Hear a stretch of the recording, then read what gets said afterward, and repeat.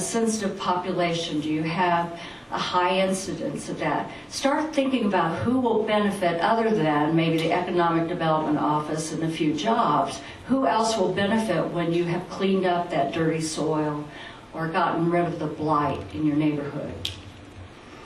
And identify those special populations that will benefit, such as the homeless or the people that have to look at the blight every day. Again, unemployment is a big issue. And children in school, going to and from school.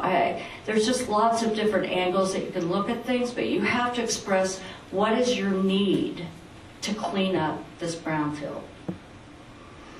So, in a general way, definition of a brownfield is it's a real piece of property, can't be fake, where you have an idea where you can expand, redevelop, or reuse in a very positive way. Doesn't have to be for that big employer. It can be green space. If you don't have much of that in your area, you can certainly make a case for that. And the property has the potential to contain contamination. That's why the EPA is involved. So I've got a couple pictures, a couple shots of things that people don't think of, maybe, but necessarily, but a riverway with adjacent property. I got fancy and now I'm paying for it. Okay. Oh, gosh. Okay. The old gas station, well, sure, you could maybe expand it and reuse it.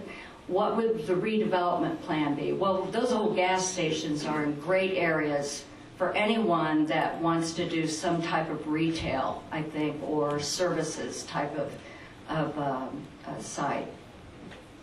This particular site is interesting because you see in the background it's an assisted living complex, but in the front it's an old welding company. Well, so okay, we've got potential for contamination and we've got the real property, but what would be the reuse for this? Well, these people, the assisted living, they would really like to expand. And wouldn't it be great if we could clean up that brownfield so they could expand their premises and actually have a better viable solution here. So the stakeholders could be the folks that not only run the housing, but also people in the community that would like to stay in their community, but there's no room for them in this particular complex, and they have to go out into the community to be cared for. And then, you know, your Main Street types, the old Main Street types, these types of properties always seem to have asbestos, vegetation, name it, definitely brownfield.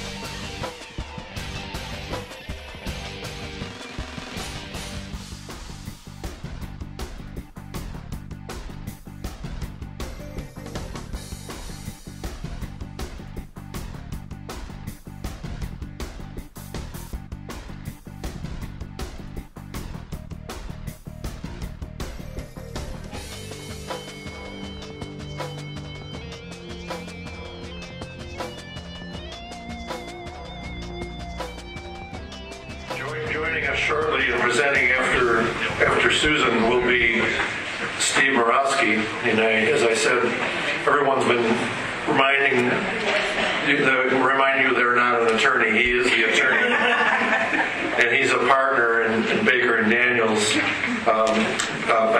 Baker and Daniels. Where did that come from? That's the company. Baker and McKenzie's North American Environmental Practice Group. And he does a lot of work on the brownfield issues from the private side.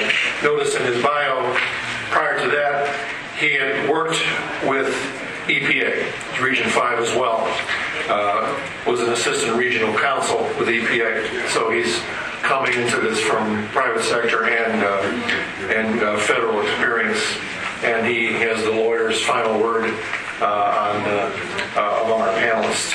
Well, why don't we get going, Susan, and pick up at this point.